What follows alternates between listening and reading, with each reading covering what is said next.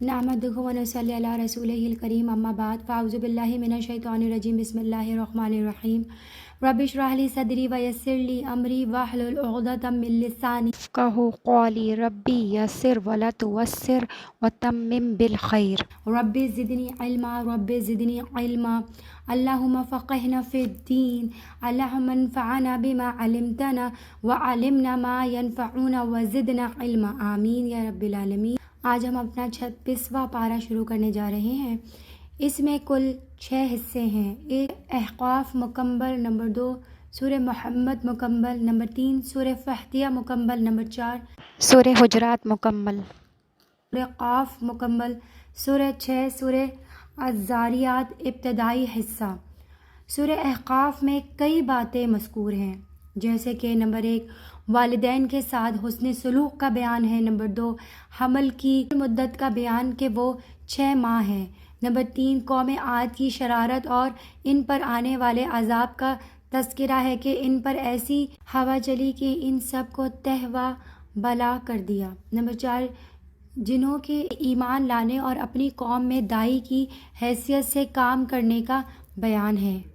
अहक़ाफ़ रेत के टीले को कहते हैं, चूँकि इस सूरत में कौम आद का ज़िक्र है जो रेत के टीलों के पास आबाद थे, इसी वजह से इस सूरत का नाम अहक़ाफ़ रख दिया है। तौहीद खुदाबंदी पर दलाइल नक़लिया और अक़लिया।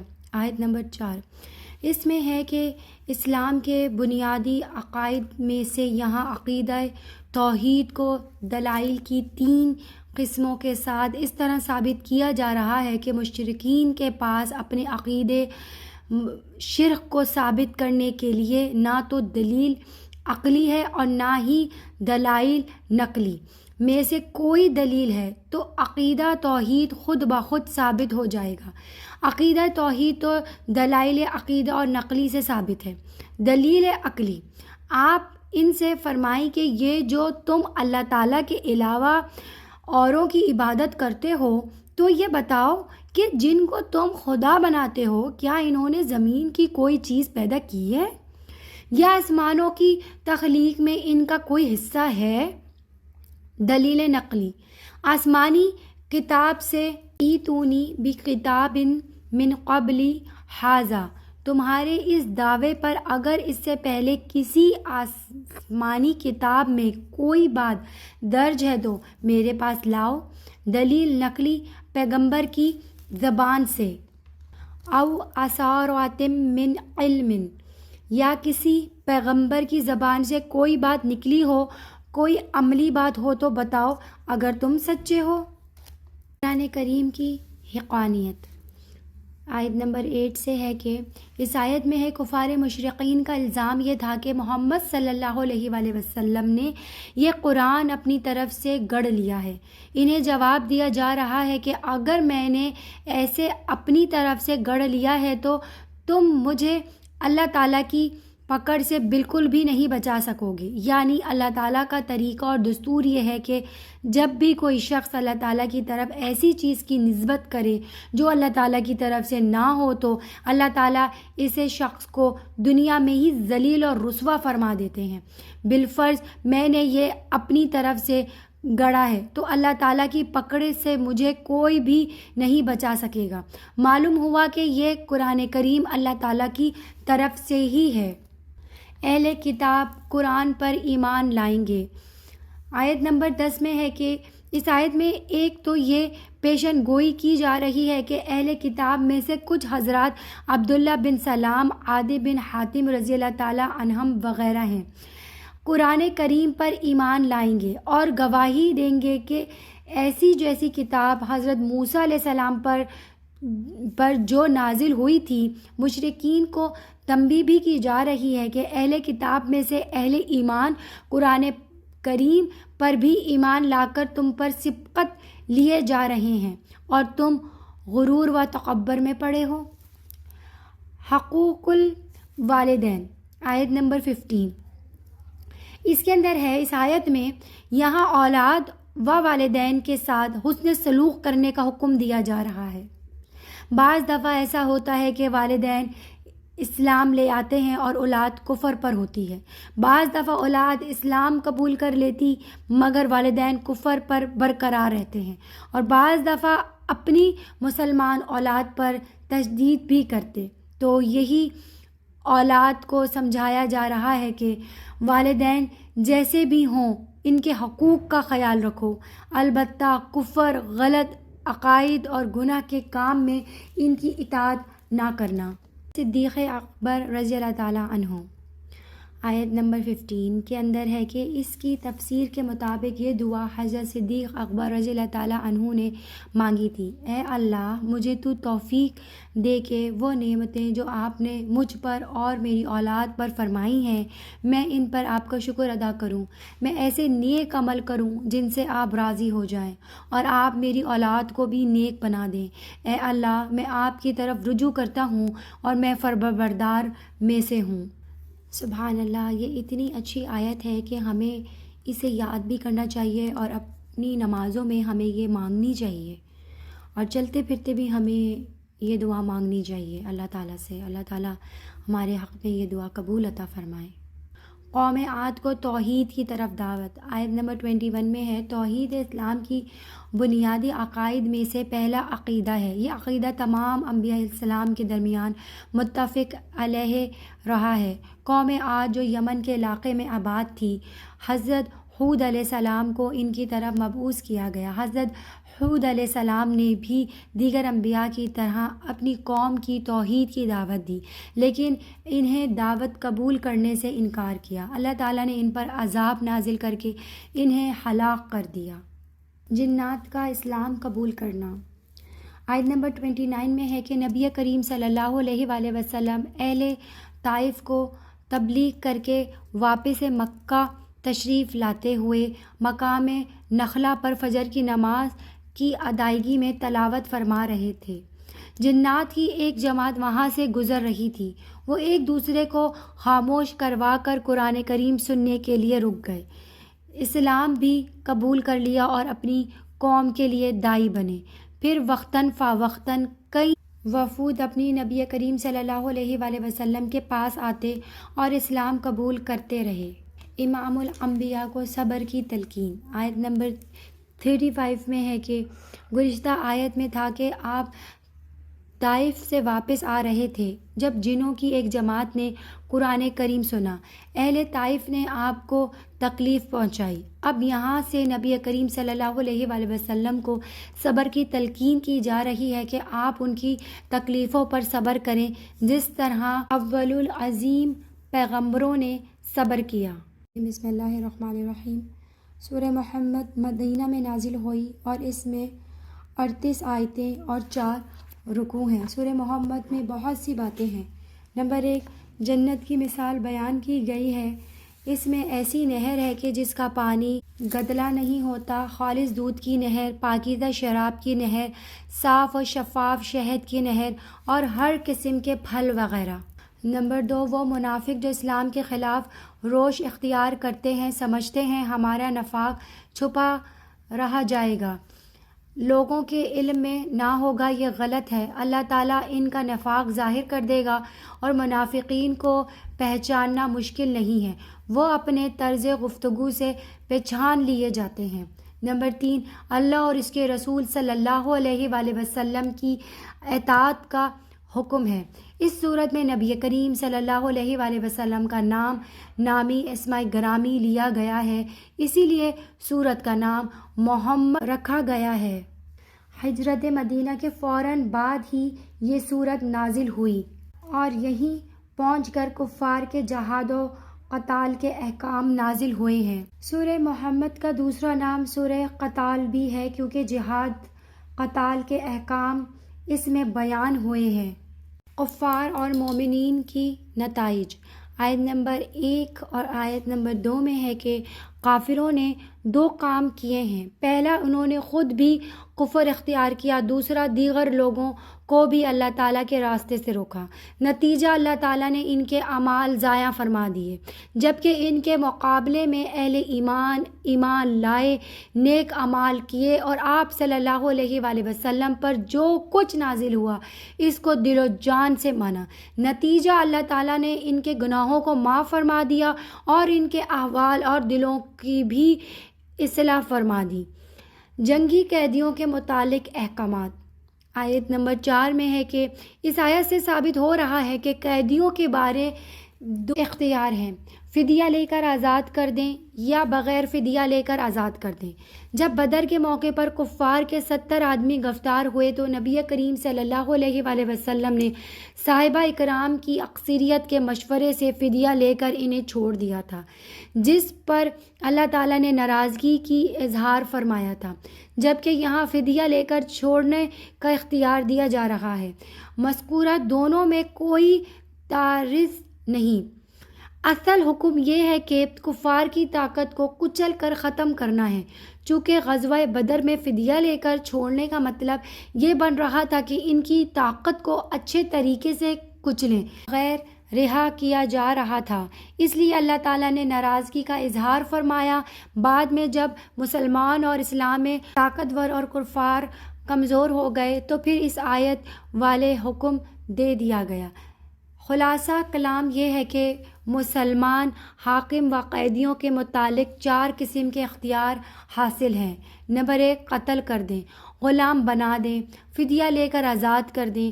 فدیہ یہ پیسے بھی ہیں اور قیدیوں کا تبادلہ بھی ہے۔ فدیہ کے بغیر آزاد کر دیں۔ اہل جنت کے لیے انعامات آیت نمبر 15 میں ہے۔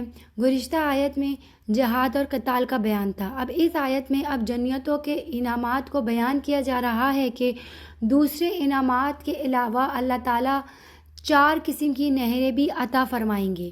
پانی کی نہر جو بالکل صاف ہوگی، دودھ کی نہر جس کا ذائقہ تبدیل نہیں ہوگا، شراب کی نہر جو لذت والی ہوگی، کڑوی نہیں ہوگی، بدبودار نہیں ہوگی، شہد کی نہر جو بالکل صاف ستھری ہوگی۔ مومنین اور منافقین کے درمیان فرق آیت نمبر 20 میں ہے کہ اہل ایمان یعنی صحابہ اکرام رضی اللہ تعالیٰ عنہ مخلص تھے، نبی کریم صلی اللہ علیہ وآلہ وسلم اور قرآن کریم کے ساتھ ان کے عشق کی انتہا تھی، تو یہ انتظار میں رہتے تھے کہ کوئی نئی صورت نازل ہو تاکہ ہمارا ایمان تازہ ہو اور جہاد کی اجازت بھی مل جائے۔ منافقین بھی زبانی طور پر یہی بات کہہ دیتے ہوں گے، جب کوئی صورت نازل ہوتی اور اس میں جہاد کا بھی ذکر ہوتا تو منافقین کی حالت خوف کی وجہ سے اس شخص کی طرح ہو جاتی جس پر موت کی غشی طاری ہو چکی ہو۔ کفار کے لیے وعید آیت نمبر 32 میں ہے۔ اس آیت میں ہے کہ اس وعید کا مصداق ہر وہ کافر ہے جو شریعت کے راستے سے روکتا ہے، لیکن بطور خاص اس سے مراد بنو قریظہ اور یہود ہیں۔ یہ وہ لوگ تھے جنہوں نے مسلمانوں کے خلاف مشرکین مکہ کی بہت مدد کی تھی۔ ان کے اعمال تباہ اور برباد ہو جائیں گے، یعنی آخرت میں انہیں کوئی ثواب نہیں ملے گا۔ آیت نمبر 38 میں ہے اللہ تعالیٰ بے نیاز ہے۔ اس آیت میں ہے کہ اللہ تعالیٰ نے مال و خرچ کرنے کا حکم دیا۔ اب اللہ تعالیٰ اپنی شان بے نیازی بیان فرما رہے ہیں کہ ہمیں تمہارے اموال کی ضرورت نہیں، یعنی اس کا فائدہ تمہیں ہی ہونا ہے، بلکہ تم خود بھی اگر تبدیل ہو گئے تو تمہاری جگہ ہم اور لوگوں کو لائیں گے جو تمہاری طرح نہیں ہوں گے، بلکہ وہ ہمارے مکمل اطاعت کریں گے اور ہمارے حکموں کو مانیں گے۔ بسم اللہ الرحمن الرحیم۔ سورہ فتح مدینہ میں نازل ہوئی، اس کی 29 آیتیں ہیں اور 4 رکوع ہیں۔ سورہ فتح کے بعض باتیں یہ ہیں کہ نمبر 1، اس صورت میں فتح مبین سے مراد یا تو صلح حدیبیہ ہے یا فتح مکہ مکرمہ، جیسے کہ مفسرین کے یہاں اقوال ہیں۔ نمبر 2، نبی کریم صلی اللہ علیہ وآلہ وسلم پر ایمان لانے اور آپ کی تعظیم و توقیر اور مدد کرنے کا بیان ہے۔ نمبر 3 صلح حدیبیہ کے بعض حالات کا بیان۔ نمبر 4 نبی کریم صلی اللہ علیہ وآلہ وسلم کے خواب کا تذکرہ کہ آپ مسجد الحرام کی زیارت کریں گے۔ نمبر 5 صحابہ اکرام رضی اللہ تعالیٰ عنہم بعض عمدہ صفات کا بیان ہے۔ اس صورت میں فتح مکہ کا ذکر ہے۔ پہلی آیت میں لفظ فتح موجود ہے، اسی وجہ سے اس کا نام فتح رکھا گیا ہے۔ آیت نمبر 1 میں ہے، نبی کریم صلی اللہ علیہ وآلہ وسلم نے ارشاد فرمایا کہ صحابہ اکرام رضی اللہ تعالیٰ عنہم کے ساتھ عمرہ کریں، اور آپ نے خواب بھی دیکھا تھا کہ صحابہ اکرام رضی اللہ تعالیٰ عنہم کے ساتھ مکہ مکرمہ میں داخل ہو رہے ہیں۔ چنانچہ سن 6 ہجری کو آپ عمرہ کرنے کے لیے اپنی جماعت کے ساتھ روانہ ہوئے۔ مشرکین کی رکاوٹ کی وجہ سے حدیبیہ کا مقام پر پڑاؤ ڈالا۔ اس مقام پر یہ آیت نازل ہوئی جس میں خوشخبری ہے کہ اللہ تعالیٰ نے آپ کو ایک کھلی فتح عطا فرما دی، جو سن 8 ہجری کو فتح مکہ کی صورت میں پوری ہوئی۔ عصمت خاتم النبیین صلی اللہ علیہ وآلہ وسلم۔ آیت نمبر 2 اس آیت میں ہے کہ نبی کریم صلی اللہ علیہ وآلہ وسلم اس طرح دیگر تمام انبیاء سلام معصوم ہیں۔ یہاں ذنب سے مراد گناہ نہیں بلکہ اجتہادی لغزش اور بھول چک ہے۔ فتح اور مغفرت میں جوڑ۔ ذنب کا ایک معنی الزام ہے۔ نبی کریم صلی اللہ علیہ وآلہ وسلم پر مکی اور مدنی زندگی میں جن لوگوں نے الزام لگائے تھے، اس کھلی اور شاردار فتح کی وجہ سے وہ آپ کے موافق بن جائیں گے۔ اب وہ الزام کے بجائے آپ کی مدح کریں گے۔ بیعت رضوان۔ آیت نمبر 10 میں ہے کہ جب نبی کریم صلی اللہ علیہ وآلہ وسلم اپنی جماعت کے ساتھ عمرہ کے لیے جا رہے تھے تو حدیبیہ کے مقام پر مشرکین کی طرف سے رکاوٹ ڈالی گئی۔ آپ نے حضرت عثمان رضی اللہ تعالیٰ عنہ کو مکہ مکرمہ بھیجا کہ مشرکین کو اطلاع کریں کہ ہم صرف عمرہ کرنا چاہتے ہیں اور کوئی مقصد نہیں۔ اس وقت نبی کریم صلی اللہ علیہ وآلہ وسلم کو اطلاع دی گئی کہ حضرت عثمان رضی اللہ تعالیٰ عنہ مکہ میں شہید کر دیے گئے۔ آپ صلی اللہ علیہ وآلہ وسلم نے اپنے جاں نثار سے بیعت رضوان لی کہ حضرت عثمان رضی اللہ تعالیٰ عنہ کا بدلہ لیے بغیر واپس نہیں جائیں گے۔ اس آیت میں اسی کی طرف اشارہ ہے۔ ید اللہ تعالیٰ کی صفت اور متشابہات میں سے ہے جس کا حقیقی معنی اللہ تعالیٰ کے علاوہ کسی کو معلوم نہیں۔ ہاں البتہ متاخرین حضرات درجن میں اس کے معنی قدرت کرتے ہیں۔ منافقین کے لیے ہیلے بانے۔ اس آیت میں ہے کہ نبی کریم صلی اللہ علیہ وآلہ وسلم جب حدیبیہ کے سفر پر جانے لگے تو حضرت صحابہ اکرام تو پہلے ہی سے تیار تھے، لیکن منافقین کے دل میں یہ تھا کہ اگر ہم عمرہ کے لیے مکہ گئے تو قتل ہو جائیں گے، واپس نہیں آ سکتے، جبکہ زبان سے یہ کہتے ہیں کہ ہماری مجبوری تھی، کچھ مصروفیت تھی، اس لیے ہم نہیں جا سکے۔ تو ان کی زبان پر کچھ اور ہے اور دل میں کچھ اور۔ شرکاء۔ بیعت حدیبیہ سے رضا کا اعلان۔ آیت نمبر 18 کے اندر ہے کہ جو صحابہ اکرام رضی اللہ تعالیٰ عنہ نبی کریم صلی اللہ علیہ وآلہ وسلم کے ساتھ حدیبیہ میں شریک تھے، انہوں نے حضور اکرم صلی اللہ علیہ وآلہ وسلم کے ساتھ پر بیعت حدیبیہ کی، جیسے بیعت رضوان بھی کہتے ہیں۔ اللہ تعالیٰ نے ان تمام شریکوں سے غزوہ بدر کی شرکاء کی طرح اپنی رضا کا اعلان فرما دیا۔ اصابہم فتحا قریبا سے مراد فتح خیبر ہے جو حدیبیہ سے واپسی کے بعد صلح ہوئی۔ اللہ تعالیٰ نے مسلمانوں کو بہت سارا مال غنیمت بھی عطا فرمایا جس سے معاشی خوشحالی حاصل ہو گئی۔ اللہ کی حکمت بالغہ۔ آیت نمبر 24 اس آیت میں ہے کہ جب حضرت عثمان غنی رضی اللہ تعالیٰ عنہ حدیبیہ سے مکہ گئے تھے، ادھر سے مشرکین نے 50 آدمی بھیج کر نبی کریم صلی اللہ علیہ وآلہ وسلم کو نعوذ باللہ قتل کرنے کا ناکام کوشش کرنا، مگر اللہ تعالیٰ نے ان افراد کو مسلمانوں کے ہاتھوں گرفتار کروا دیا۔ ادھر مشرکین نے حضرت عثمان اور آپ کے ساتھیوں کو مکہ میں روک لیا۔ اس وقت اللہ تعالیٰ نے ان 50 افراد کو قتل کرنے سے مسلمانوں کے ہاتھوں کو روک دیا۔ ادھر مشرکین کے دل میں مسلمانوں کا رعب ڈال دیا، وہ بھی حضرت عثمان اور ان کے ساتھیوں کو شہید کرنے سے رک گئے اور صلح پر آمادہ ہو گئے۔ سکینت کا نازل ہونا۔ آیت نمبر 26 میں ہے کہ جب صلح حدیبیہ کا معاہدہ لکھے جانے لگا تو مشرکین نے ضد اور تکبر کی وجہ سے کچھ ایسی چیزوں پر اصرار کیا جو صحابہ کرام کو ناگوار گزری، مثلاً بسم اللہ الرحمن الرحیم کے بجائے اسم کا اللہما اور محمد رسول اللہ کے بجائے محمد بن عبداللہ لکھا گیا۔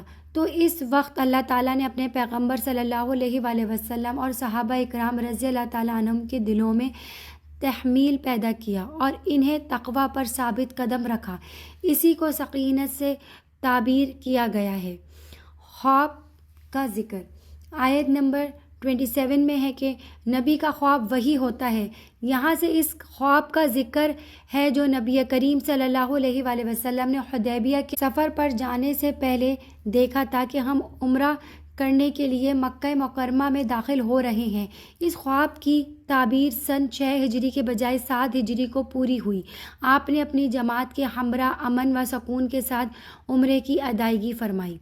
غلبہ برہانی اور غلبہ عملی آیت نمبر 28 میں ہے کہ وہی ہے جس نے اپنے پیغمبر کو ہدایت اور دین حق دے کر بھیجا تھا، اس دین کو تمام ادیان پر غالب کر دے، اور اس کی گواہی کے لیے اللہ ہی کافی ہے۔ غلبہ کی 2 قسمیں ہیں، ایک ہے غلبہ برہانی اور ایک ہے غلبہ عملی۔ غلبہ برہانی یعنی دلیل کے ساتھ تمام ادیان پر دین محمد کا غالب ہونا، یہ حضور صلی اللہ علیہ وآلہ وسلم کے دور میں ہو چکا ہے، اور غلبہ عملی صحابہ رضی اللہ تعالیٰ عنہم کے دور میں ہو چکا ہے۔ پورے قرآ ارض پر غلبہ عملی حضرت عیسیٰ علیہ السلام کے دور میں ہوگا انشاءاللہ تعالی العزیز۔ آیت نمبر 29 میں ہے محمد رسول اللہ صلی اللہ علیہ وآلہ وسلم۔ صلح نامہ میں مشرکین نے اپنی ضد اور تکبر کی وجہ سے محمد رسول اللہ لفظ رسول اللہ لکھوانے سے انکار کیا تھا، تو اللہ تعالیٰ نے قرآن کریم میں محمد رسول اللہ کو نازل فرما کر قیامت تک کے لیے اس کو مستقل حصہ بنا دیا۔ محمد پیغمبر کی ذات کو کہتے ہیں، رسول پیغمبر کی بات کو کہتے ہیں۔ پیغمبر کی ذات بھی محفوظ ہے، پیغمبر کی بات بھی محفوظ ہے۔ صحابہ اکرام رضی اللہ تعالیٰ عنہم کی صفات آیت نمبر 29 میں ہے کہ جب آپ صلی اللہ علیہ وآلہ وسلم کے ساتھی ہیں، وہ کفار کے مقابلے میں سخت ہیں، آپس میں نرم ہیں، تم دیکھو گے وہ رکوع کرتے ہیں، سجدہ کرتے ہیں، اللہ کا فضل اور اللہ کی خوشنودی تلاش کرتے ہیں۔ کثرت سے سجود کی وجہ سے ان کے چہرے پر نشان نظر آتا ہے۔ ان کے اوصاف تورات اور انجیل میں بھی بیان کیے گئے ہیں۔ ان کی مثال ایسی ہے جیسے کھیتی ہو جس نے اپنی کومپل نکالی ہو، پھر اس کو مضبوط کیا ہو، پھر تھوڑی سی موٹی ہو، پھر اپنے تنے کے سہارے کھڑی ہوئی ہو کہ کسان اس کو دیکھ کر خوش ہوتا ہے۔ یہ اللہ تعالیٰ اس لیے کرتا ہے کہ اس سے کافروں کا دل جلے۔ بسم اللہ الرحمن الرحیم۔ سورہ حجرات میں نازل ہوئی اور اس کی 18 آیتیں اور 2 رکوع ہیں۔ اس صورت میں حجرات یعنی یہ کریم صلی اللہ علیہ وآلہ وسلم کے رہائشی حجروں کے پیچھے سے آپ صلی اللہ علیہ وآلہ وسلم کو آواز دینے سے منع کیا گیا ہے، اسی وجہ سے اس کا نام حجرات رکھ دیا گیا ہے۔ حجرات میں کئی باتیں ہیں۔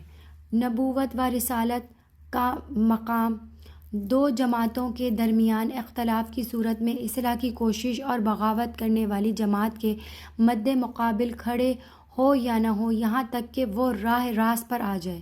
نمبر 3، سماج کو تباہ کرنے والی بعض صفات کا بیان کہ ان سے بچنا چاہیے، جیسے غیبت، چغلی، بدگمانی، سخریہ، برے القاب سے خطاب۔ اس صورت کا شان نزول یہ ہے کہ اس صورت میں اصلاح نفس کے احکام و آداب مذکور ہیں، خصوصاً وہ احکام جو آداب معاشرت کے متعلق رکھتے ہیں، اور وہ قصہ ان آیتوں کے نزول کا یہ ہے کہ ایک مرتبہ قبیلہ بنو تمیم کے لوگ حضرت صلی اللہ علیہ وآلہ وسلم کی خدمت میں حاضر ہوئے۔ یہ بات زیر غور تھی کہ اس قبیلے پر حاکم کس کو بنایا جائے۔ حضرت ابوبکر صدیق رضی اللہ تعالیٰ عنہ نے قعقاع ابن معبد کی نسبت رائے دی، اور حضرت عمر رضی اللہ تعالیٰ عنہ نے اقرا بن جابس کے متعلق رائے دی۔ اس معاملے میں حضرت ابو بکر صدیق رضی اللہ تعالیٰ عنہ اور حضرت عمر رضی اللہ تعالیٰ عنہ کے مابین آپ کی مجلس میں گفتگو ہو گئی اور گفتگو بڑھ کر دونوں کی آوازیں بلند ہو گئی۔ اس پر یہ آیت نازل ہوئی۔ آیت نمبر 1 کے اندر ہے مجلس نبوی کے آداب۔ اس آیت میں ہے کہ سورہ کی شروع والی آیت میں مجلس نبی صلی اللہ علیہ وآلہ وسلم کے آداب کو بیان کیا جا رہا ہے کہ جن معاملات کا فیصلہ نبی کریم صلی اللہ علیہ وآلہ وسلم نے کرنا ہو اور ان معاملات میں آپ نے مشورہ بھی طلب نہ کیا ہو تو ان میں نبی کریم صلی اللہ علیہ وآلہ وسلم سے آگے بڑھنا اور پھر اس میں بحث و مباحثہ کرنا خلاف آداب ہے۔ جیسے قبیلہ تمیم کے وفد کے امیر بنانے کے متعلق نبی اکرم صلی اللہ علیہ وآلہ وسلم کے فیصلے سے پہلے حضرت شیخین رضی اللہ تعالیٰ عنہ کے مابین بحث ہوئی تھی۔ اس وقت یہ ابتدائی آیت نازل ہوئی جن میں ایمان والوں کا حکم دیا گیا ہے کہ اپنی آوازیں نبی کی آواز سے بلند نہ کریں۔ یہ حکم جس طرح نبی پاک صلی اللہ علیہ وآلہ وسلم کی زندگی میں تھا اسی طرح آپ کی وفات کے بعد آج بھی مسجد نبوی کی حدود میں یہی حکم ہے۔ کہیں ایسا نہ ہو کہ تمہارا اعمال برباد ہو جائے۔ آداب معاشرت۔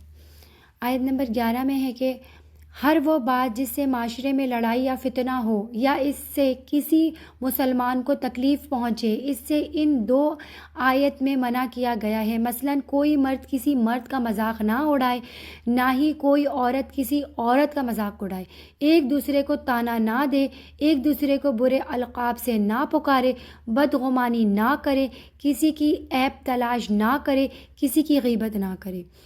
اس آیت سے ہمارے لیے بھی بہت بڑی نصیحت ہے اور سبق ہے کہ ہمیں اس آیت سے سیکھنا چاہیے اور ہمیں بھی کسی کا مذاق نہیں اڑانا چاہیے، غیبت نہیں کرنا چاہیے، اگر کر بھی لیے تو اس سے توبہ استغفار کرنا چاہیے۔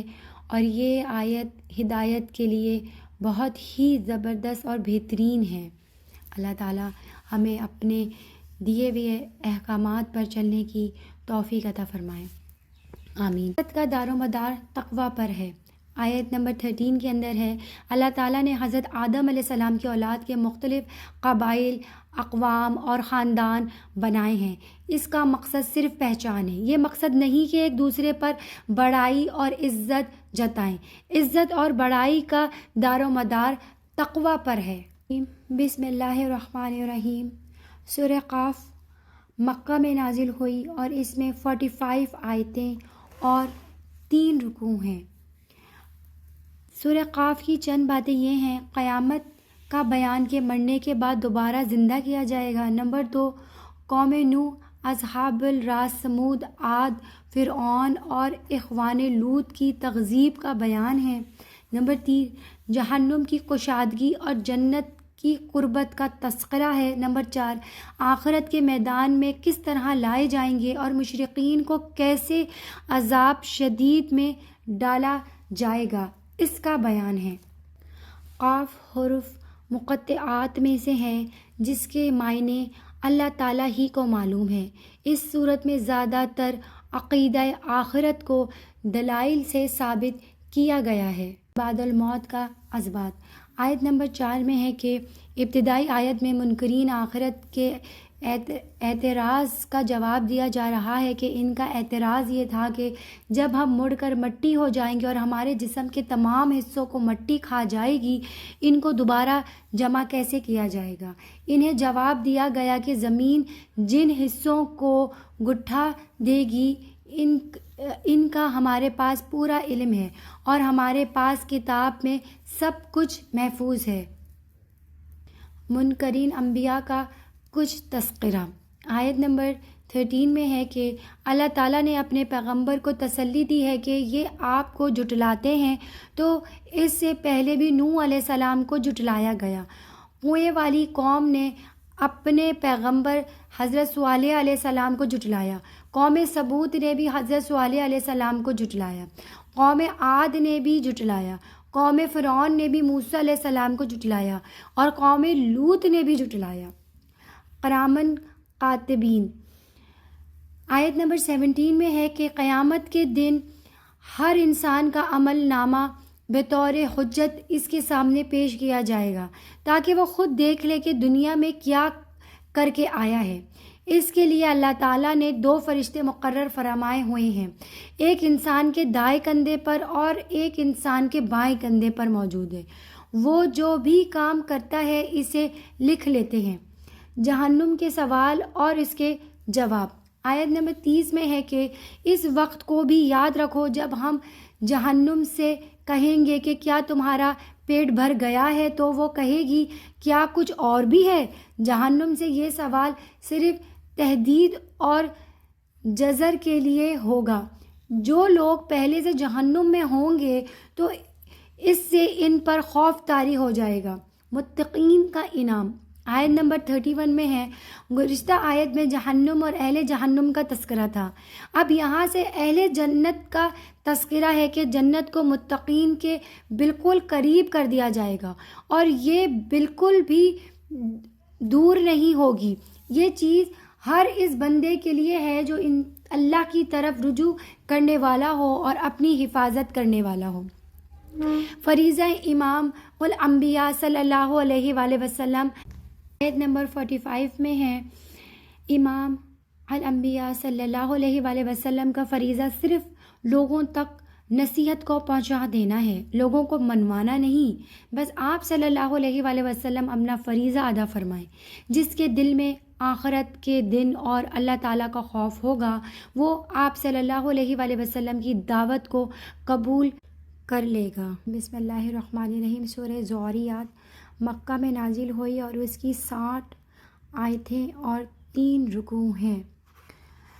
سورہ زاریات کے ابتدائی حصے کی بعض باتیں یہ ہیں، حساب و کتاب ہو کر رہے گا، اس سے مفر نہیں ہے۔ تو تقیوں کے بعض صفات کا بیان کہ وہ رات میں بہت کم سوتے ہیں، سحر کے استغفار کرتے ہیں اور اپنے مالوں میں سائے اور محروم کا حق فراموش نہیں کرتے۔ نمبر 3، حضرت ابراہیم علیہ السلام کے پاس فرشتوں کی جماعت کا جانا اور آپ کا ان کو مہمان سمجھ کر ان کی ضیافت کا تذکرہ۔ ہر قسم کی مخلوق کی قسم۔ آیت نمبر 1، آیت نمبر 2، آیت نمبر 3 اور آیت نمبر 4۔